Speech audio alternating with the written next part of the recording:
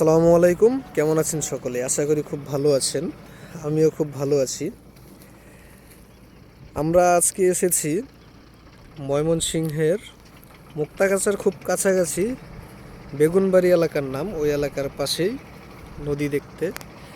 কিন্তু নদী আমাদেরকে মোটামুটি অনেক হতাশ করলো। হতাশ করার কারণ এটাই, আমরা এসে দেখি নদীর পানি একদম নদীর তলায় চলে গেছে। মাঝখানে দেখেন এইটুকু পানি, এরপরে হালকা একটু আবার বালু, এরপরে আবার হালকা একটু পানি, হয়তো বা বেশি পানি হবে না। কিন্তু যেটা আশা করে এসেছিলাম যে নদীতে হয়তো বা ভরপুর পানি থাকবে, আমরা দেখব, আপনাদেরকে দেখাবো, কিন্তু নেই। কিন্তু যেটুকু পানি আছে আমরা দেখতেছি ওই পানির মধ্যে অনেক ডেজার্ট মেশিংয়ের কারণে হয়তো বা একটু শব্দ দূষণ হতে পারে। এটা আপনারা একটু ম্যানেজ করে নেবেন।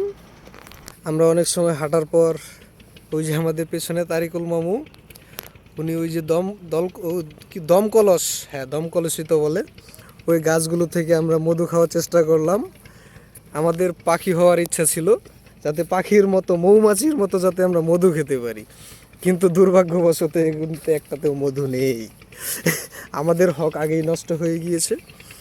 তারপর আমরা নদীর কাছ দিয়ে হাঁটতেছি, দেখতেছি, ঘুরতেছি। পাশেই নদী, নদীর পাশেই আমি। আবার এই নদী আবার কোনো নারী নদী না, এটা প্রকৃতির নদী।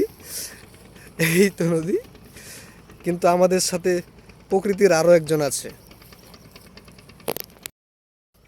অনেকক্ষণ আমরা নদীতে হাঁটাহাঁটির পর এখানে একটা বরই গাছ পেলাম। বরই গাছের নিচে আমরা একটু ছায়ায় বসেছি। পেছনেই নদী, ওই দূর দূরান্তে হয়তো বা ব্রাইটনেসের কারণে দেখা যাচ্ছে না। আমরা এখানে বসে একটু জিরাবো, একটু বিশ্রাম নিয়ে পরে আবার আমরা হাঁটা শুরু করব সেই অজানা সৌন্দর্যের উদ্দেশ্যে। সাথে থাকবেন আপনারা, আমরা সকলেই।